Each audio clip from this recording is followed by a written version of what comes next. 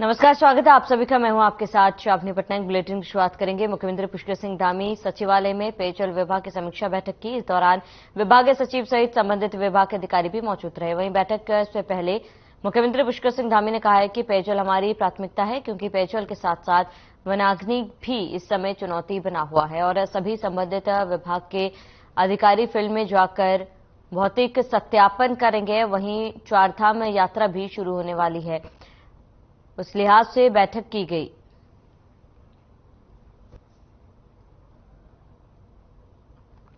पेयजल विभाग की समीक्षा बैठक की गई। सीएम पुष्कर सिंह धामी ने बैठक की अध्यक्षता की है, तो संबंधित विभाग के अधिकारी भी इस दौरान मौजूद रहे। किस तरीके से काम किया जा रहा है, इसको लेकर सीएम ने फीडबैक लिया और कई दिशा निर्देश दिए गए हैं।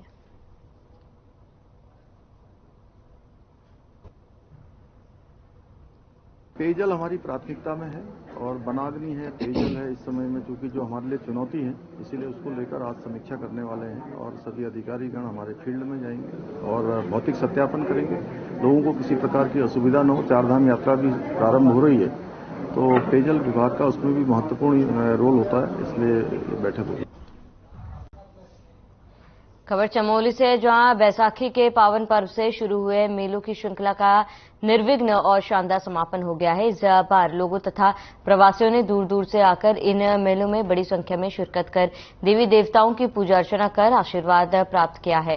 वहीं बैसाखी मेलों की श्रृंखला में अंतिम दिन थराली के माल बजवाड़, नारायणगढ़ के हंसकोटी और कोप में 3 अलग अलग जगहों पर मेले आयोजित हुए थे। इससे पहले दिन खनौली और असेड़ गांव में नारायण भगवान और महामृत्युंजय महादेव का मेला आयोजित हुआ है और इस बार असेड़ मेले में सणकोट गांव ने नैनी माता, लाटू देवता और भूमियाल देवता के प्रतीक निशानों ने महामृत्युंजय महादेव से मिलन पर श्रद्धालुओं को दर्शन देकर आशीर्वाद दिए। असेड़ मेले में पहली बार गुरु नृत्य की लाजवाब प्रस्तुतियां दी गई है, जिससे नई पीढ़ी को अपनी पौराणिक संस्कृति को देखने और समझने का मौका मिले।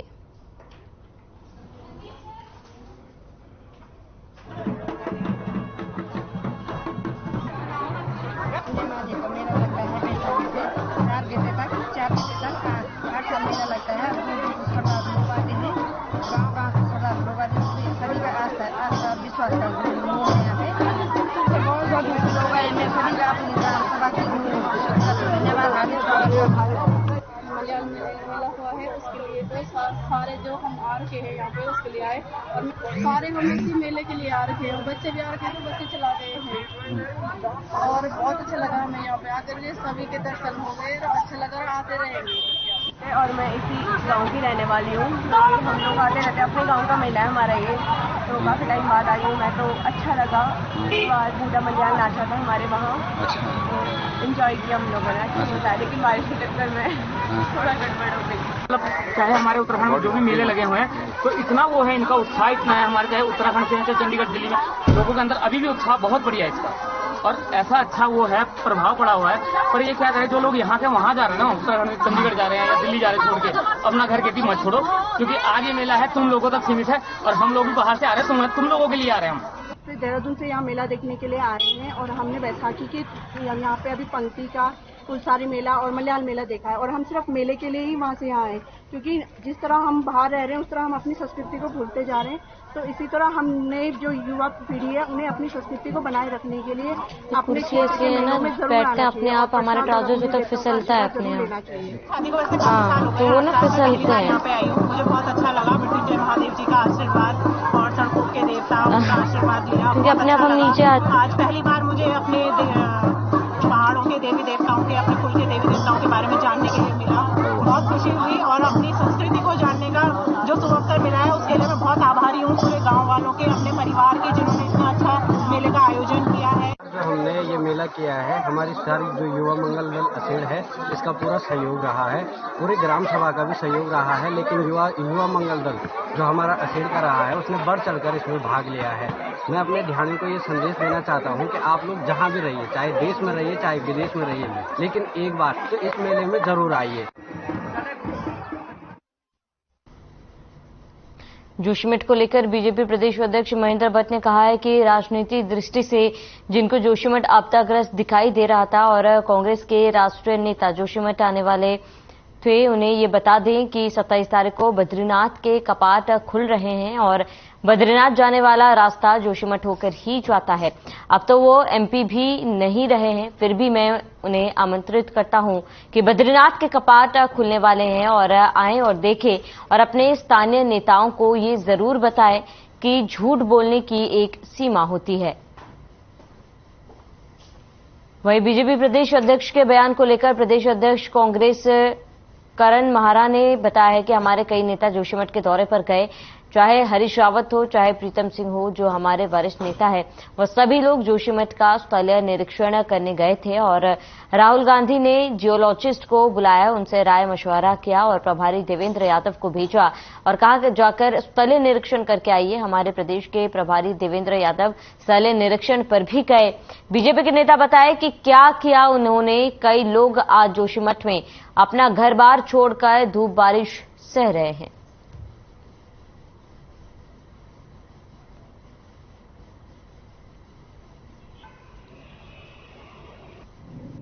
तो भी राजनीतिक दृष्टि से जिन लोगों को जोशीमठ हमेशा आपदाग्रस्त दिखाई दे रहा था, उनको आज भी दिखाई दे रहा होगा। जिनके राष्ट्रीय नेता वहां आना चाहते थे, अब वो एमपी भी नहीं रहे, फिर भी मैं आमंत्रण करता हूं, उनका स्वागत करता हूं। वहां बद्रीनाथ कपाट खुलने वाला 27 तारीख को और रास्ता जोशीमठ होकर ही जाता है। आकर देखें और फिर अपने स्थानीय नेताओं को भी कम से कम ये जरूर बताएं कि झूठ बोलने की भी एक सीमा होती है। भाई सब तो गए, करण मेहरा गया, हरीश रावत गए, प्रीतम सिंह जी गए, धस्माना जी गई, हमारी महिला विंग गई। भाई मैं उन्हीं को जवाब दे रहा हूं। मेरे राष्ट्रीय अध्यक्ष ने प्रेस करी, मेरे नेता राहुल गांधी ने जूलॉजिस्टों को बुलाया और उनसे राय मशवरा किया, उन्होंने चिंता व्यक्त की, उन्होंने देवेंद्र यादव को भेजा कि आप जाके स्थलीय निरीक्षण करें। देवेंद्र यादव आपको याद होगा जोशीमठ भी गए और वो कर्णप्रयाग भी गए जहां बहुगुणा नगर टूट रहा है। बीजेपी के नेता बताए ना क्या किया इनकी सरकार ने। आज नहीं तो 100 दिन से लोग धूप बारिश पानी में बाहर बैठे हुए हैं, क्यों बैठे, ये तो जवाब उनको देना चाहिए।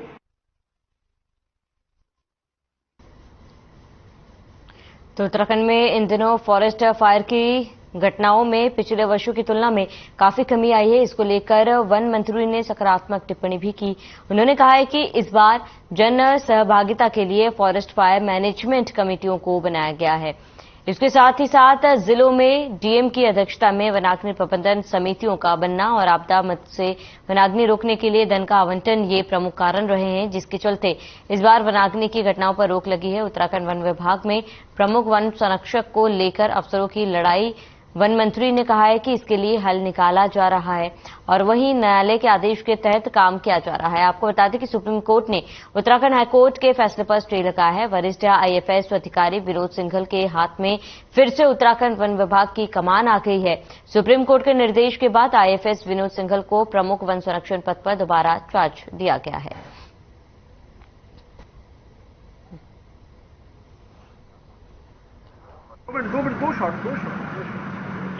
विगत वर्षों के मुकाबले काफी कम वनाग्नि की घटनाएं हुई हैं। तो ये क्योंकि जहां जन सहभागिता को लेकर फॉरेस्ट फायर मैनेजमेंट कमेटियों का बनना, जनपदों में जिलाधिकारी की अध्यक्षता में वनाग्नि प्रबंधन समिति बनाना और उसके साथ साथ आपदा मद से भी वनाग्नि को रोकने के लिए धन आवंटन, ये 3 चीजें जो पिछले वर्ष से नई शुरुआत की गई, इसका व्यापक प्रभाव मिला है और काफी कुछ घटनाओं में कमी आई है। और मैं समझता हूँ इस वर्ष भी प्रभु की कृपा रहेगी तो काफी हम घटनाओं पर कंट्रोल कर पाएंगे।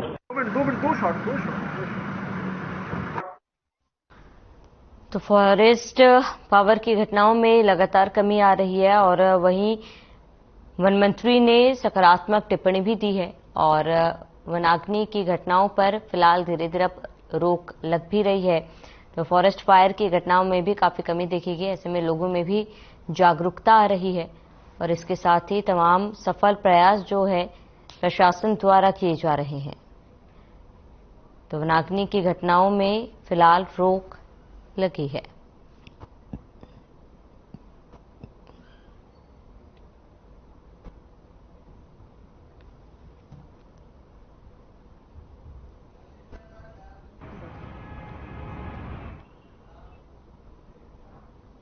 तो केदारनाथ हेली सेवा के लिए 18 अप्रैल से दूसरे चरण की टिकट बुकिंग शुरू हो चुकी है। आईआरसीटीसी की वेबसाइट पर केदारनाथ धाम में हेलीकॉप्टर से यात्रा करने वाले श्रद्धालु टिकट बुक करा सकते हैं। बता दें कि यात्रा के दौरान शासन प्रशासन को लगातार हेली सेवाओं को लेकर टिकटों को ब्लैक में बेचने को शिकायत मिलती। वहीं टिकटों की बुकिंग में पारदर्शिता और कालाबाजारी रोकने के लिए पहली बार ऑनलाइन टिकट बुकिंग का जिम्मा आईआरसीटीसी को दिया जाएगा।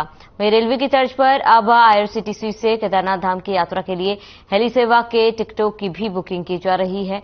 वहीं मुख्य सचिव एस संधू का कहना है कि आईआरसीटीसी के पास टिकट बुक करने का अनुभव है और इसीलिए उनको कॉन्ट्रैक्ट दिया गया है और अभी शिकायतें मिलना भी बहुत कम हो गए हैं और जो फर्जी वेबसाइट वाली साइट है उन्हें साइबर क्राइम सेल देख रही है। अगर टिकट बुकिंग के दौरान कोई फर्जी वेबसाइट दिखती है तो उसके विरुद्ध एफआईआर करके कार्रवाई की जाएगी। चारों धामों का रिव्यू किया है। पिछले साल भी तैयारी अच्छी थी, लेकिन मुझे ये खुशी है बताते हुए कि पिछले साल से भी काफी अच्छी तैयारी की है। सभी जिला की जितनी टीमें हैं और विभाग हैं उन्होंने काफी मेहनत की है और कई नई चीजें जैसे सफाई के लिए, प्लास्टिक को कम करने के लिए सीसीटीवी कैमरों की संख्या कहीं ज्यादा की है। पुलिस का जो है अरेंजमेंट वो भी पिछले साल से भी काफी बेहतर है। आपको जब यात्रा शुरू होगी तो देखने को मिलेगा। सीटीसी को टिकट बुकिंग का जिम्मा मिला है। केदारनाथ हेली सेवा की दूसरे चरण की बुकिंग फिर एक बार शुरू हो चुकी है, जिसकी जिम्मेदारी आईआरसीटीसी को मिली। 18 अप्रैल से दूसरे चरण की बुकिंग शुरू हो चुकी है और आपको बता दें कि ये टेंडर जो है, कॉन्ट्रैक्ट जो है, आईआरसीटीसी को मिली है।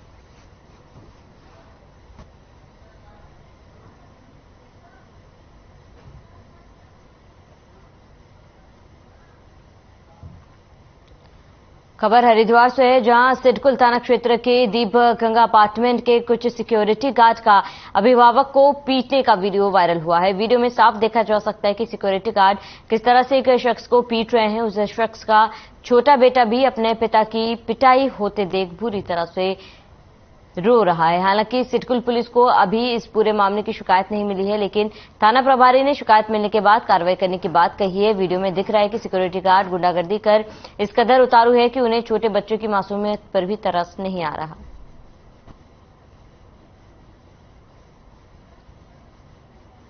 तो ये वीडियो आपके टीवी स्क्रीन पर है, जहां पर शख्स को बुरी तरीके से पीटता रहा गार्ड और उसका मासूम बच्चा वहीं पर खड़ा उसे देखता रहा, लेकिन उसके बावजूद भी गार्ड इस व्यक्ति को किस तरीके से पीट रहा है ये कैमरे में कैद हुई है। फिलहाल पुलिस इस पूरे मामले पर कार्रवाई करेगी।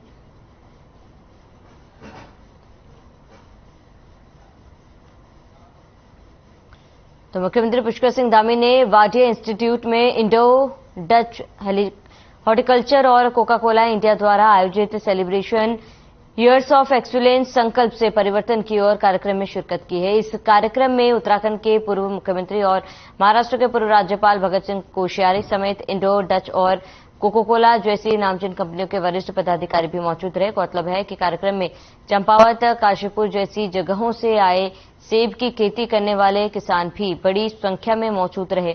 बता दें कि बीते कुछ वक्त में राज्य सरकार के प्रयास से सेब के 1000 बगीचों को भी तैयार किया जा चुका है, जिसके लिए बकायदा 40,000 किसानों को प्रशिक्षण भी दिया गया है। इस कार्यक्रम में उत्तराखंड में सेब की खेती और किसानों को इससे होने वाले फायदों के बारे में भी बताया गया। उत्तराखंड में अब सेब की खेती बढ़कर 65,000 टन पहुंच गई है। वहीं यह आंकड़ा जो है जम्मू कश्मीर और हिमाचल से काफी कम है। कश्मीर में 65 लाख टन सेब की सालाना फसल होती है।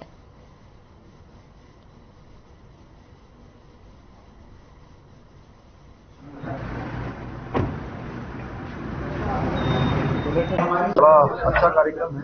एप्पल संकल्प से परिवर्तन की ओर कहीं न कहीं हमारे राज्य में जो सेब उत्पादन की अपार संभावनाएं हैं, उन संभावनाओं को गति मिलेगी और काफी गति मिल रही है। काफी सारे किसान इस क्षेत्र में अब आगे आ रहे हैं, सेब का उत्पादन कर रहे हैं और इन कंपनियों के और सबके समन्वय से जहां उनको अच्छा बाजार भी मिल पा रहा है, सेब का उत्पादन भी हो रहा है, वहीं सरकार लगातार इसको प्रोत्साहित करने के लिए इस वर्ष हमने एप्पल मिशन में 35 करोड़ रुपए की धनराशि का प्रावधान किया है। और हॉर्टिकल्चर को बढ़ाने के लिए भी 18,000 पॉली हाउस बनाने का भी हमने निर्णय लिया। इसमें 100% सब्सिडी के आधार पर हम गांव-गांव में बागवानी के क्षेत्र में, फलों के उत्पादन के क्षेत्र में, फूलों के उत्पादन में सभी पर काम कर रहे हैं, जिससे कि आने वाले समय में हमारे उत्तराखंड का फल, फूल, सब्जियां पूरे देश के अंदर जाएंगे।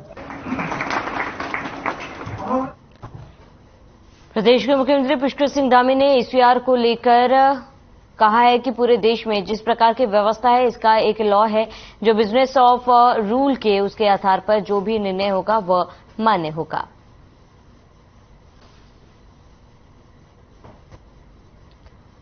तो सीएम धामी ने ईसीआर को लेकर बयान दिया। बीओआर के आधार पर निर्णय लिया गया है और उसी को लेकर काम किया जाएगा। लॉ के हिसाब से ही तमाम रूल बनाए गए हैं जिसका पालन करना अनिवार्य होगा।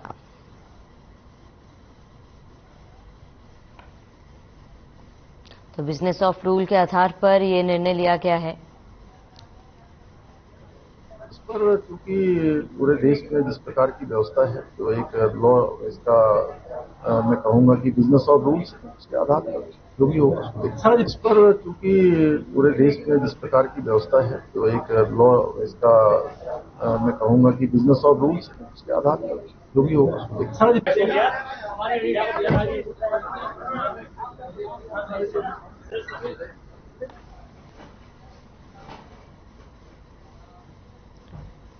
आगामी चारधाम यात्रा को लेकर जहां सरकार में युद्ध स्तर पर तैयारियां कर रही है, वहीं बैठकों का दौर भी जारी है और पूरा प्रयास हो रहा है कि चारधाम यात्रा निशंटक और निर्विघ्न रहे। वहीं कांग्रेस ने भी सरकार को चारधाम यात्रा के लिए व्यवस्थाओं को ठीक करने की सलाह दी। पूर्व नेता प्रतिपक्ष प्रीतम सिंह ने कहा है कि चारधाम यात्रा की तैयारियां हो रही है, लेकिन इसके साथ ही जगह जगह विरोध भी हो रहा है। उन्होंने ये भी कहा है कि हम चाहते हैं कि चारधाम यात्रा बेहतर हो, क्योंकि उत्तराखंड की आर्थिकी चारधाम यात्रा पर निर्भर करती है। अगर चारधाम यात्रा अच्छी होगी, लोगों को इससे आमदनी होगी, तो निश्चित तौर पर इससे उत्तराखंड में हो रही पलायन पर भी अंकुश लगेगा। प्रीतम सिंह ने कहा है कि सरकार को विरोध करने वाले लोगों के हितों का भी ध्यान रखना चाहिए और चारधाम यात्रा महफूज हो, इस पर सरकार का विशेष फोकस रहना चाहिए।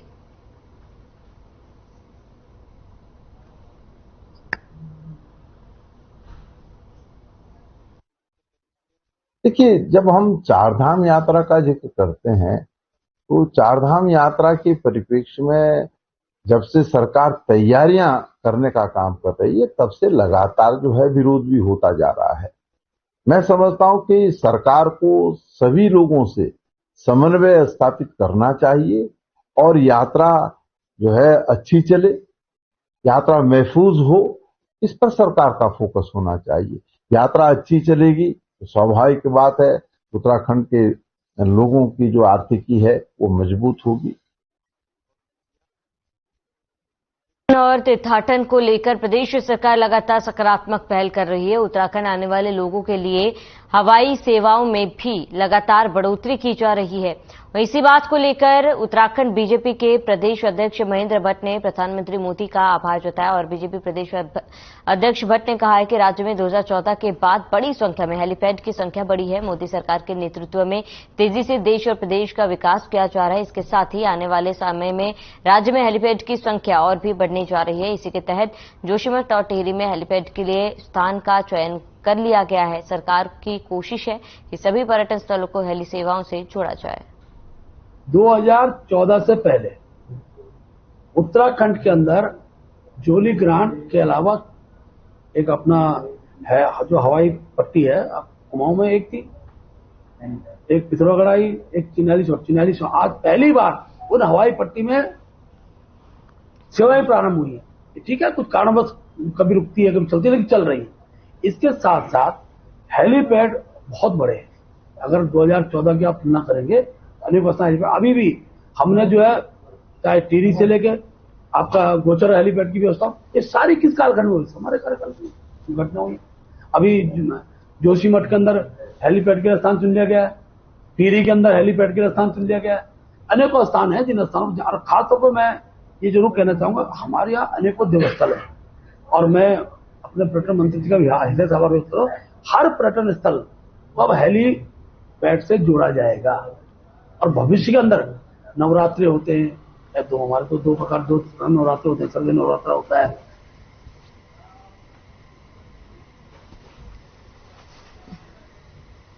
मौसम विभाग का पूर्वानुमान सटीक साबित हुआ है। दोपहर बाद एकाएक अल्मोड़ा में मौसम ने करवट बदल दी है और झमाझम बारिश से तापमान में गिरावट आने से लोगों को गर्मी से भी थोड़ी राहत मिली है।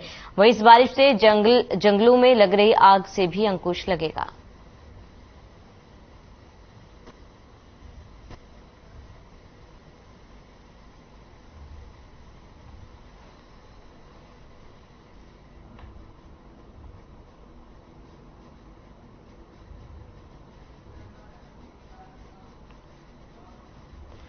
उत्तराखंड में इन दिनों फॉरेस्ट फायर की घटनाओं में पिछले सालों की तुलना में काफी कमी देखी गई। इसको लेकर वन मंत्री ने सकारात्मक टिप्पणी की। उन्होंने कहा, इस बार जन सहभागिता के लिए फॉरेस्ट फायर मैनेजमेंट कमेटियों को बनाया गया है। इसके साथ ही जिलों में डीएम की अध्यक्षता में वनाग्नि प्रबंधन समितियों का बनना और आपदा मंच से वनाग्नि रोकने के लिए धन का आवंटन ये प्रमुख कारण रहे, जिसके चलते इस बार वनाग्नि की घटनाओं पर रोक लगी है। उत्तराखंड वन विभाग में प्रमुख वन संरक्षण को लेकर अफसरों की लड़ाई पर वन मंत्री ने कहा कि इसके लिए हल निकाल रहे हैं। न्यायालय के आदेश के तहत काम किया जा रहा है। बता दें कि सुप्रीम कोर्ट ने उत्तराखंड हाईकोर्ट के फैसले पर स्टे लगाया। वरिष्ठ आईएफएस अधिकारी विनोद सिंघल के हाथ में फिर से उत्तराखंड वन विभाग की कमान आ गई है।